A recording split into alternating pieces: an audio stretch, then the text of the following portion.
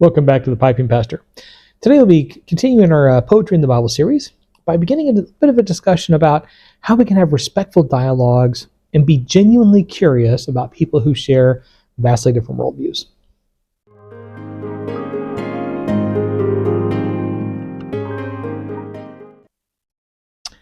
Well, today I am smoking my Admiral pipe.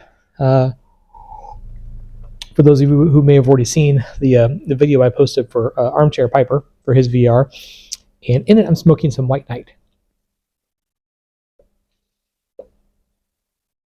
White Knight is I don't want to say it's a match or an imitation or something. It's Russolet's, I guess, an appropriate word would be homage to the Balkan Sobranie of the 60s and 70s.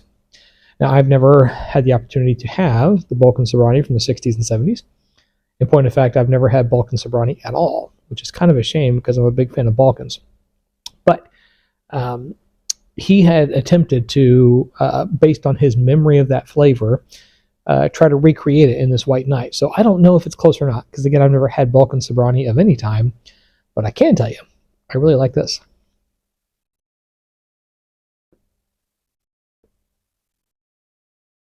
Sometimes in Balkan blends, the Orientals can be a bit overpowering. And yes, the Orientals are meant to shine through in a Balkan, of course. You're meant to really have them in there. But I'm a huge Latakia fan. I love lat bombs. And for me, a good Balkan has those Orientals that are really, present, but you can still get that Latakia. And this for me, this does it.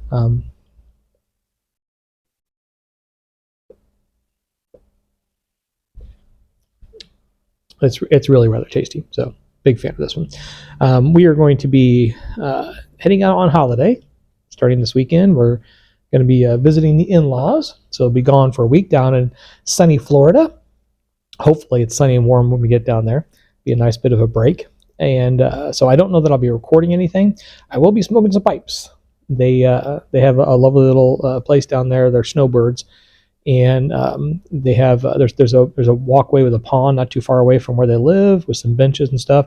So I'm hoping the weather is pleasant enough where I can sit out there by the pond and just kind of watch the ducks and smoke some pipes. So I may record some things out there, but I'm not going to bring my mic set up or anything. So if it's super windy or if it's just not nice outside, I probably won't get much recording done. But I will give it a go.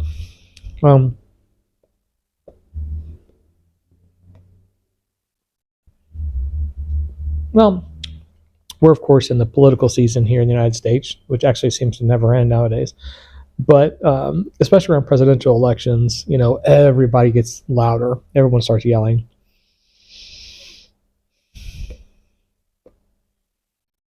Especially the news corporations that propagate one side or the other, because they're all bifurcated here in the United States. Essentially, you've got news corporations that are on the right, news corporations that are on the left, and even though they're quote unquote independent journalists, still you can tell they lean one way or the other. And they would have you believe that everyone in the United States is on one side or the other, and we just can't stand each other. What I have found, when you speak with someone of diametrically opposed political views at a real human level, and you're genuinely curious about who they are and what their views are, and you're open to just a civil discussion, you can have great conversations with people. Now, of course, the keyboard warriors and the trolls would have you think that, that's all full of rage on both sides of the aisle. But I mean, I've sat down and had some nice meals with people and been treated very hospitably, and then find out that they're on the exact opposite side of the political spectrum than me, and it really doesn't make a difference. We have different views, but it's okay. I think the key to that is not just taking people as a cardboard cutout of some kind of caricature of, some extreme view.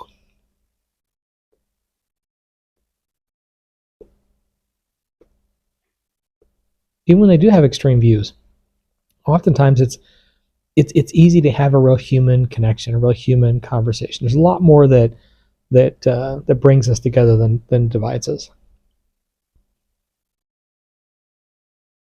Of course, all the politicians would have you think that they're right and the other side is evil, publicly, because it helps them raise money. It was an interesting thing when the C-SPAN cameras were allowed to pan over the entirety of Congress during that time when they were trying to elect a speaker, and you saw people who supposedly had diametrically opposed views and hated each other sitting next to each other having a casual conversation.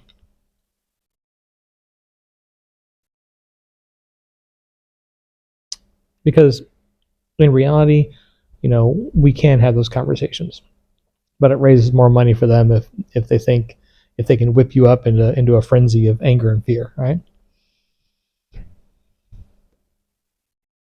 The key is to be curious about the person, genuinely curious about the person, and having a respectful dialogue. Not coming with your preconceived notions and just ready to bludgeon them over the head with your ideals or expecting them to bend towards yours, right?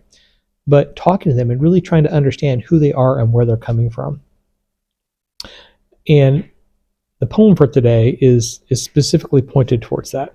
So I'm going to get to that just now. And it's a poem. It's a Chinese poem. But I'll be doing it in English, obviously.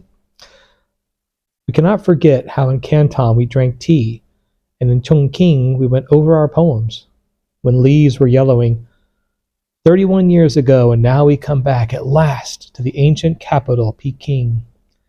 In this season of falling flowers, I read your beautiful poems. Be careful not to be torn inside. Open your vision to the world. Don't say that the waters of Kunming Lake are too shallow.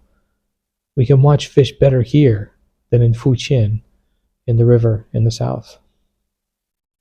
It's this poem about this idealistic young couple who wrote poems together and had this great vision for the future and led with their hearts, and how years and years later they come back together. And the writer of this poem is saying, be careful not to be torn inside. Don't look at these waters as too shallow.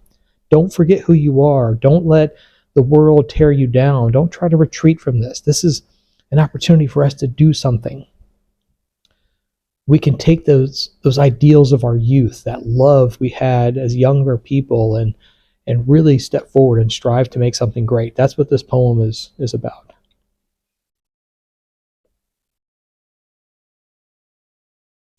And now for the offensive part. I know I'm going to make some people mad about this, but that poem was written by Mao Zedong, Chairman Mao, leader of the Communist Party in China. When you first hear that poem, you think exactly as I described it, right? That's what was written. That was it. Because you came to it with no preconceived notions about who the author was. There's a reason I didn't put Mao Zedong in the title of this video. Somebody who has a diametrically opposed view to every red-blooded capitalist in the United States and most around the world, right? And even that, in that poem, you can see a vision of him in another place, in another time, thinking another way, right? In his mind, he was doing the right thing. He was protecting the workers in Hunan province. He was lifting up the proletariat against the ruling elites, right? Now, obviously, there were some huge problems associated with Mao Zedong and the Cultural Revolution, right? The horrible things that they did to those they labeled the intelligentsia. I have friends who went through the Cultural Revolution. I spent time in China, and Mao Zedong is still revered as a hero there, in large part, and in large part because people are afraid not to revere him as a hero. But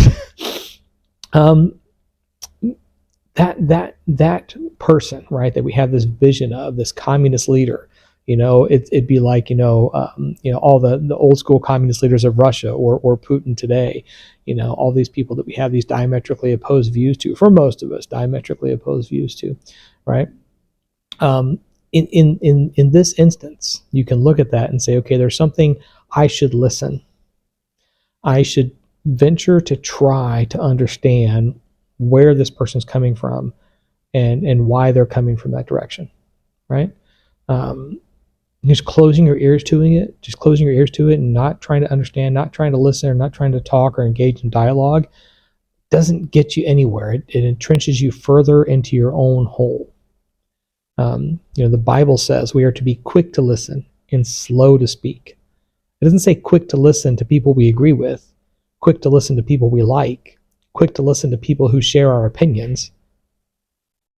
It's easy to be quick to listen to those people because they echo our own thoughts, our own beliefs, our own structures and systems, right? It's more challenging to be quick to listen to those we don't share the same views with. In my ministry, I spend most of my time talking to people who don't believe in Jesus, or think Christianity is a sham, or all religion is nonsensical. Those are the people that I have to be quickest to listen to, that I have to be genuinely curious about, because if I'm going to offer them any hope from the Gospels, I have to understand where they're at. I mean, I want to listen to people denigrate my God, and when they get over the edge, I tell them they need to stop and be respectful. I mean, I don't just let people blaspheme all over the place for the heck of it, right? So there are some guardrails up, but I still listen to what they say, because it's important to be curious and to try to understand. Otherwise, we all might just retreat to our own foxholes, become complete isolationists, and never have any of the kind of community that we're meant to have that's reflective of the kingdom of heaven. So yeah, it's hard. Especially when people have different views. But maybe this time, around the holidays, as we get closer to the United States elections anyway, maybe take some time to listen. Because you may find someone has a beautiful poem inside that they'd like to share with you. Well, that is it for this time. Hope you all have a lovely week. And as always, happy reading.